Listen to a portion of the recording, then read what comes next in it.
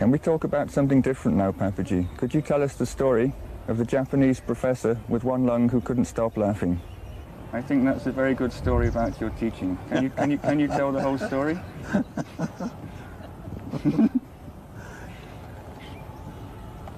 Somehow, he came to know from Japan, he came to see me, and I was living in my house, and he asked the people downstairs, I want to see the master. So this man was a Zen Master, himself a Zen Master and a professor in some university in Japan. So he says, I cannot go up. He says, Papaji is very busy, some other people are also there. And then he says, okay, slowly, if you give me some help, you help me, and I will go up. And there are many, steps are not many, and they are not very high. So somehow he came, I made him sit in front of me. But what was going on? Only laughing. Only laughing. So he was a Zen background. So I was not teaching, only laughing. Everybody was laughing, and there were people from about 32 countries, Westerns, Indians also. So they were laughing, and then he also started laughing. So he laughed and laughed. There was no particular talk. So then there was a time for the lunch, and lunch was on the ground floor. So everybody came, and lunch was served to him. And then he spoke to some people. He was on one lung. He was on one lung, and one lung was taken away. And the doctors told me, you have not to laugh and you have not to go up anytime. And when I came down and when I laughed, I thought my other lung has been replaced.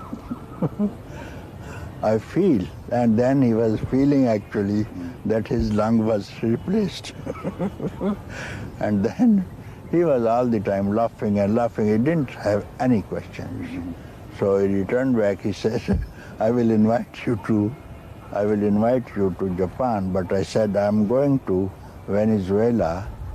Then he said, I will send one of my students again, not only I will send you a ticket or invitation, I will send you one of my best students. And his student came when he returned from Venezuela and some other countries. Then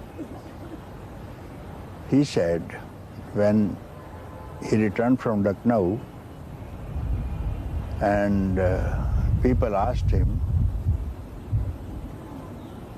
what have you brought from Lucknow? What is the teaching of Punjaji? Then he started laughing. What is the teaching? Laughing, he said. And dancing also.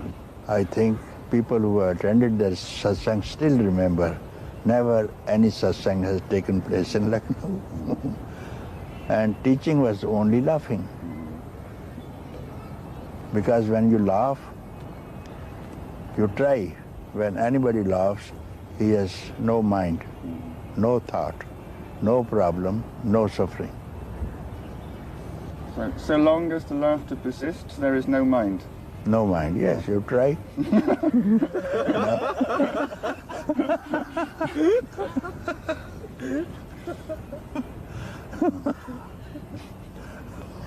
You see, people, those who don't laugh, they have got mind, and they look very serious, and many problems also. So they have mind, because for any problem, suffering, you need mind. It's the mind that suffers. So you laugh away. Any problem comes, you laugh away. And it goes away, it runs away, it flies away. So laughter is a response to the absence of pain and suffering. Would you say that? What do you say? When all the mental problems go, then spontaneously laughter arises. Of course, yes, yes. Only man who has got rid of all problems, he laughs, he dances. All problems, he has only to dance and only to laugh, you see. There was one saint, he was living on the top of a mountain, midnight, full moon, and he started laughing and laughing. All the people of the village woke up. What happened to this monk? All they went on the top of the hillock, asked him, sir, what happened? Oh, look, there's a cloud, there's a cloud. Many people see the cloud, but who laughs? It is for the one who has no mind. Anything he will see, it gives him occasion to laugh. Because he become that thing. You see, at that time, cloud is there, and moon is behind, and this is enough to laugh. Yes.